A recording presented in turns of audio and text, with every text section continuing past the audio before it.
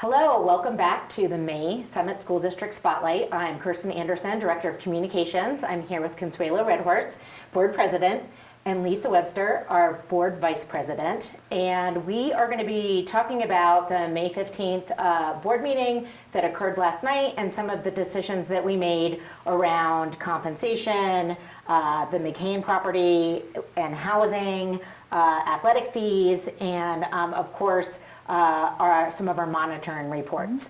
So talk to me a little bit about the compensation agreement. It was such a smooth process this year. Yes, it was very smooth. It was the negotiations last night we ratified the agreement between Summit School District and the Summit County Education Association. And what that did is it provided a 2.77 average increase to all staff. And it was a really, I would say, it was a really great opportunity for leaders in the union, as well as in the central office and various members of the district's negotiating team, for them to share their needs and come to a really good compromise for this year. Again, as funding makes it difficult to compensate our employees at the level that we know that they should be compensated, and the 2.77 is very close to the cost of living increase based on the state. So it was. I mean, we had one night of negotiations, and it was very student focused. Which is what we always hope for, and that I think is always there. But it was more. I feel like it was felt more in the room, and really stayed at the forefront of why collective bargaining units are out there bargaining for their teachers and their staff in Colorado. We had Liz Waddett from CEA, who joined us also at the meeting, but was not as part of the negotiation teams. But it's really making sure that we have staff that stays, that their knowledge is there, that they can create connections with students, so that students are engaged in their learning. So that was a really, really great opportunity there.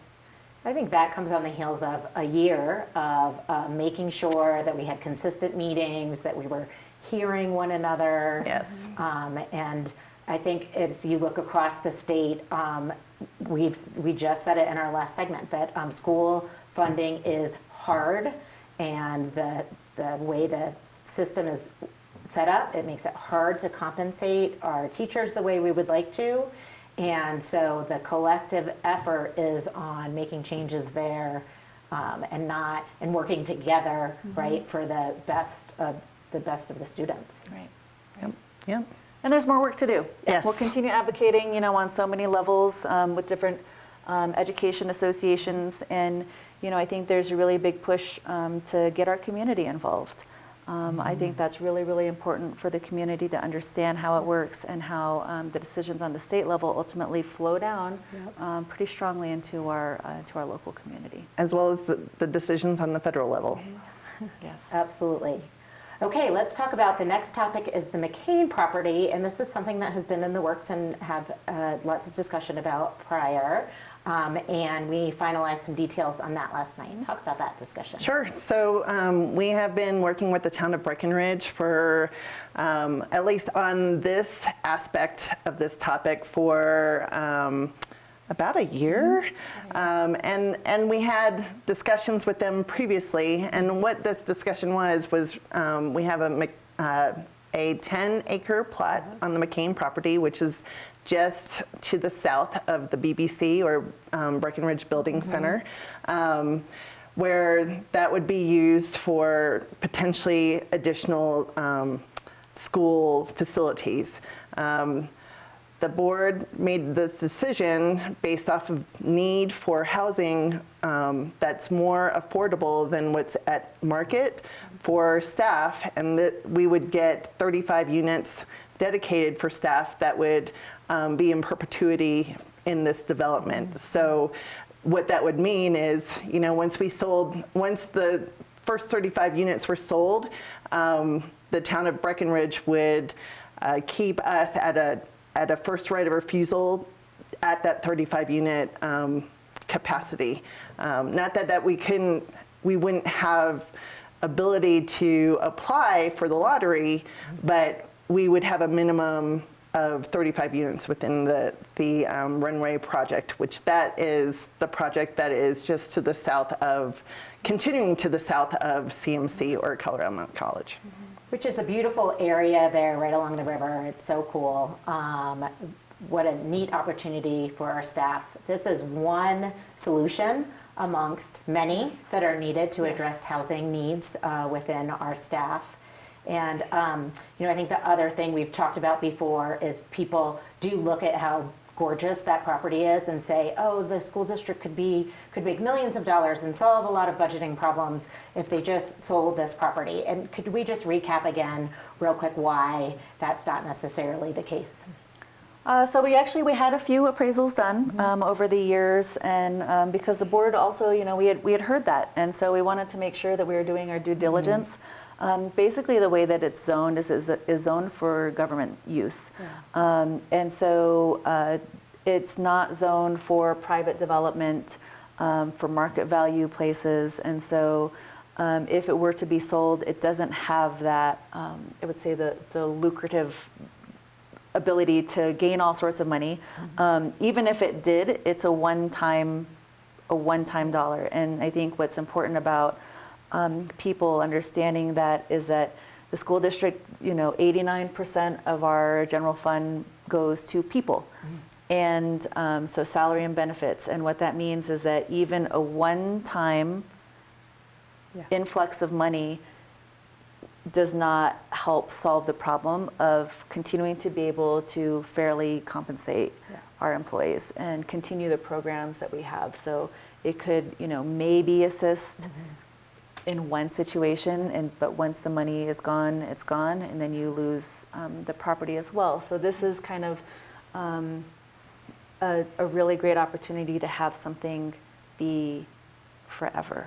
Long-term benefit. Yes. And we're so fortunate, I'll say, that the town of Breckenridge offered up this partnership because they are truly subsidizing a lot of the cost to make it more affordable. Yeah, they're really looking to build resilient, strong communities by supporting our workforce and recognizing that teachers are such a key component to the strength of a community. Yes. Very cool. Yes. A new topic last night was athletic fees. Talk a little bit about that discussion and decision. I can start. So we have not changed athletic fees since 2018. Part of the impetus for this is that we know, similar to housing, that costs for transportation, costs for equipment are outpacing what we are bringing in. That said, we are still making accommodations for those students who participate very frequently, because that is a cost burden on our families.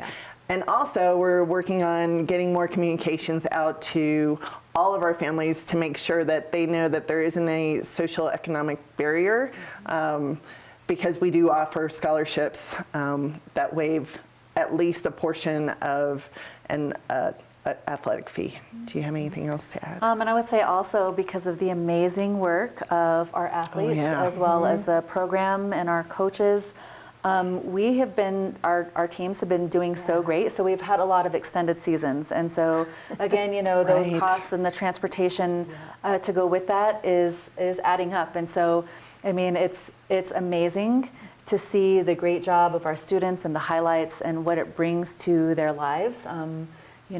Athletics, personal, and it affects their academics as well. And so I think lots of it was just making sure that we're hearing from families about what the concerns are.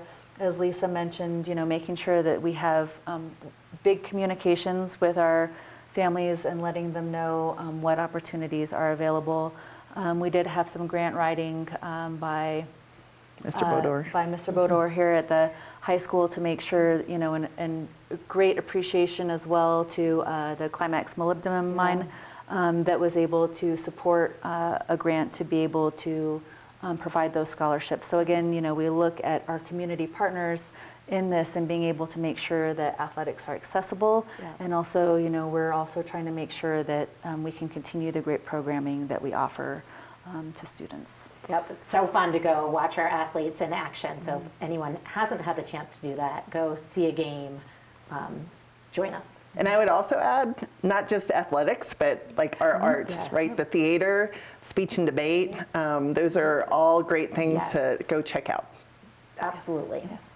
Okay, our final topic for this segment is talking about our ends reports. And this is a way that our board really keeps their finger on the pulse of operations and forward motion in Summit School District. So talk a little bit about ends 3, what it monitors, and what you heard last night.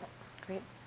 Do you want to set some of the foundation? Sure, sure. So ENS3 basically monitors our economic success of our students. So what the focus is post-secondary, our students set up for post-secondary success. We were provided a 60-page report that was very comprehensive, and I would encourage everyone, I know it doesn't sound like fundraising, but actually, I mean, really is. I've quite enjoyed it. Yeah, great.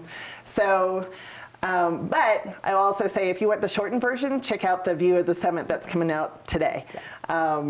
So we had a lot of information about college credits earned with our partnership through CMC.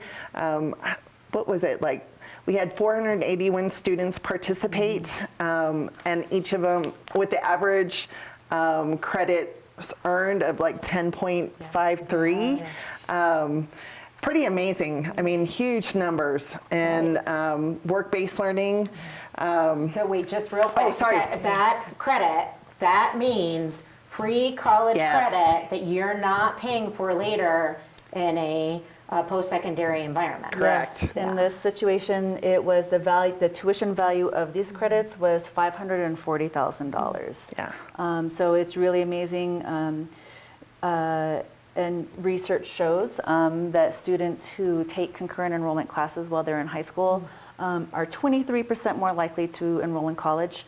You know, they get the rigorous classes and they really get to see themselves as college students. So students that may not have thought that college was for them, they're already college students. Right. They get, you know, they're already logged into the CMC system in order to be able to do that. So that was just, it's a really amazing work that we're partnering with CMC. And I'll also add, and I know we've mentioned this in past segments, but that $540, or not dollar, but $1,000 savings is on top of the generous scholarships, and then scholarships that our students earn with those institutions that they're heading towards, whether it's a technology-based institution or technical school, or college, Yeah. university, Yeah. all of the above. So. Yeah, all of this is about personal and success after students leave us, whatever, Yes. opening up doors for whatever pathway they want to grasp. Yes. Right. Yes. Right. Yeah, and I think another thing that's important is, you know, the work that the district and the high school has done with Colorado Mountain Colleges, kind of doing this backwards mapping of making sure that students are able to look at what sort of career paths that they're interested in, and then be able to map their way through. And this is a continuing work. So this is what some of the next steps in our ends report are. So what are some of the next things that we're doing to be able to support these students? Some of it, on the state level, there's a lot of guaranteed transfers. So many of the credits that are being offered here at Summit High School are a guaranteed transfer to the public universities here in Colorado. And so that's just another really, really great opportunity. We have a lot of feedback from the staff and the students and families that helped us, that are helping us in the path forward in making sure that students have access to those great opportunities that are going to help them be successful in life. And like you said, they see themselves in those roles, they build confidence, they build experience, and they just believe in their potential. Yes. Yes. And there's a couple other pieces. So we talked a bit about industry credentials. So what's really some of the work that's being done now in the high school is there's so many different industry credentials that students can get. So whether it's through our careers in construction program, whether it's through our health pathways and being able to get some medical certifications, partnerships, I would say, with outside organizations to be able for, say, kids who are interested in health to do some of their clinicals and do some shadowing to get that. And then also like culinary programs, Construction. construction, OSHA, you know, some of these, and there are so much more than even that I'm stating right now, but we had 71 students that received industry certifications this last school year, and we'll be getting a lot more information about this next, or the close of this school year with our next year. So what we do with these ends reporting is they're about on an annual basis, and they look backwards. And so we get a lot of information about what has happened in the last year and the growth, and also how that helps provide a springboard for the work that's going forward. So the idea is each year we see where we were last year, we see what we've been able to accomplish and what the last year has looked like and how we're continuing to move forward. So there's that accountability built in every year.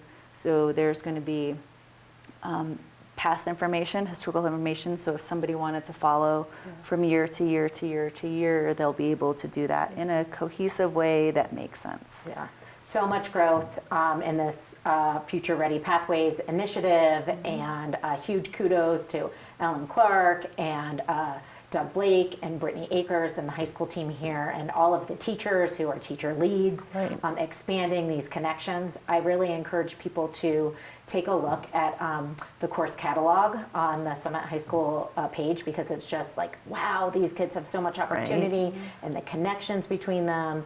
And then also, just because we were talking about our graduates, the Summit High School 2025 Decisions Instagram page, you see where kids are going and what they're pursuing. It's very cool to see like the tangible outcomes of what's offered here. And I'd also like just to backtrack a little bit, that ENDS 3, which is economic success, is one of a 3-part series. So our first ENDS report we get in October, and that's all about academics, right? And then our second ENDS report is personal success, which is focused on our graduate profile, and they all tie together in a, as Consuelo was saying, in a cohesive manner. So, and then that longitudinal or like over time look at how we're doing gives us the apples to apples look at things. Yeah, and what's the saying? What gets measured gets done. So it is progress in action. Lisa, just because you're rocking the sweatshirt, I don't want to let this segment go by without talking about the tiny home celebration yesterday, and what that project is and what's next for that tiny home. So part of our career and technical education is trade skills, and what the tiny home provides, and please add in if I miss anything, is provides a bunch of interdisciplinary skills, right? You need to use your math to figure out angles. You need to use reading skills to make sure you're getting all the specs correct. So, and then applying it to an actual hands-on work-based learning project. And the culmination of that project is a tiny home. And this is the second year that we've done it. As Tony said last night, if anyone's interested in a tiny home, $80K is all you need to purchase it. So $80,000 is the cost of this home. And yeah, it's a great, so cool. And we have a great teacher leading it, as well as awesome community members. In fact, we were touted as, in terms of a community member effort, one of the best cohesive efforts in, if not the best, in Colorado. So Such great community. Yeah. So cool. And that will be on display at the Parade of Homes. So very cool opportunity for our students' works to be spotlighted. And go check it out. Yeah, for sure. Yeah. So all of these things really, these decisions build a stronger foundation for academic and operational excellence, and the future is bright for our kids and for our district. It is. It is. Yeah, it is. Okay, we're going to take a quick break, and we're going to get back to you about upcoming board elections, how you can participate.